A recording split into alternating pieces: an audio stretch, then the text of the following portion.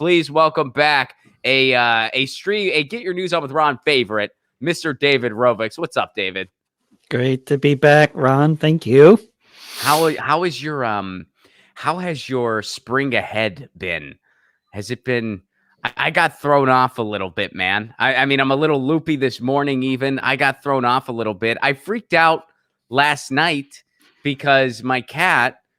It was actually like something out of a cartoon almost. My cat was just chilling on the couch with my wife and myself, and we're just watching something on the television. Just a picture perfect, happy family on the couch. And all of a sudden, I just noticed, I'm like, wait a second, why isn't Lucy, that's my cat. I was like, why isn't Lucy hungry? She should be hungry. She's not hungry. Something is very, very wrong. She's just chilling, purring away, letting me pet her. And I'm thinking, something's not good. Something's bad. And then my wife just goes, Ron, it's an hour earlier. She's not hungry yet. It's not time yet in her mind. It's just, so it throws me off a little bit, is what I'm saying. It throws me off a little bit. I don't know why we still do it. It does. I mean, here in Oregon, the politicians were trying to stop doing it, but you have to get congressional permission to stop doing it. So they voted in Oregon to stop doing it, but it's still happening. I mean, this way around, it's just been nice. I feel especially well rested because I've been getting an extra hour of sleep by accident for the past 2 nights. So I don't know. And of course, then the other way around, I just end up getting an hour less by accident.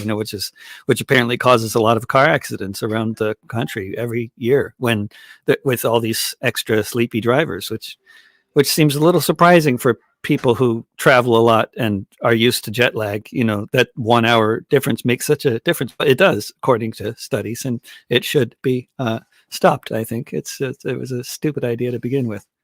Yeah, I think it's one of those things. And again, I know there's a lot of people who have very, very strong opinions on this. And I'm not one of those people. Like, I don't understand why we still do it. I don't think the farmers need it anymore. At least that's my understanding. So to me, it just seems like something we shouldn't really bother with anymore. There's no real point to it. But some people have very strong opinions one way or another. And I'm not in their league. Like, I'm just not in the, like it's not a hill I'm willing to die on one way or another. To me, a hill I'm willing to die on. Yes. Yeah, I always feel kind of bad for people that feel strongly about this particular thing. David, it's not even a hill I'm willing to sleep on. It's not even a hill I'm willing to set an alarm for. I mean, I don't understand why we do it, but people have way stronger opinions than me, and they can hash it out. It's definitely a hill I'm willing to have a picnic on, though. I'll have a picnic with you. Yeah, I mean, I'll have a picnic. We could talk about the hill. We can. I'm happy to talk about the hill. I got one as long more. As we don't have to die on it. You're right. Mm-hmm. I got one more fun thing to tell you before we get into actual stuff I want to talk to you about in the album. There's a plaque to Joe Hill in my neighborhood, and I didn't know about it. I found out about it recently. Yeah. I didn't know about it.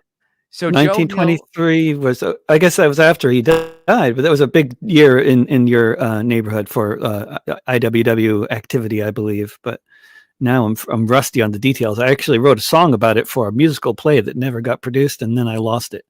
Really? But anyway, yeah. I didn't know. So I live in San Pedro, California. For anyone, San Pedro. May not. Yeah. So I live in San Pedro in the Los Angeles area, and unbeknownst to me, it's a big harbor town, and it's a big. I mean, at one point, the LA waterfront was the busiest port in the world.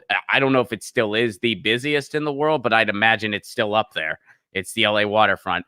And that's in San Pedro where I live. So there were a lot of dock workers over the years, and Joe Hill was one of them.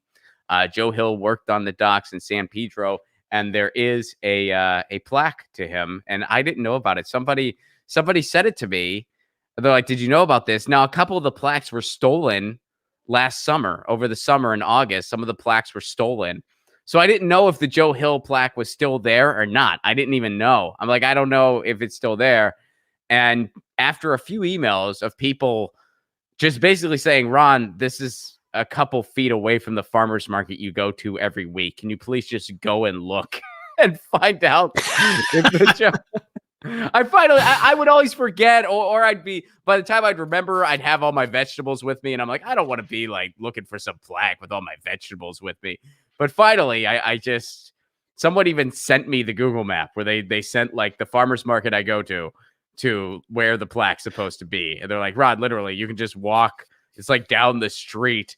And I just decided, it's time. When people are sending me Google Maps of places where I live in and they don't even live there, and that's a sign that, come on, Rod, you got to just go do this. So I did, and the plaque is still there. And I took a video for the Rockfin Premium and patrons of the plaque that is still going strong in San Pedro. I'm so glad to hear it's still there. I think actually those kinds of public plaques and public remembrances of certain key events and people can be so important, really, actually. And actually, I was talking recently with a guy who's working on a project to basically introduce the stumbling stones that they have in Germany to the United States. These stones in the ground that just tell people about certain particular horrific events that took place that address whether it was in the case of Germany, a deportation, or in the case of the United States, a lynching, or etc. Yeah. Get your news on with Ron. Don't you want to know what's going on? We're getting our news on today. Get your news on with Ron. Don't you want to know what's going on? We're getting our news on today. You can tweet me an article at Ron Placone. We'll go through it together and make it our own. Get your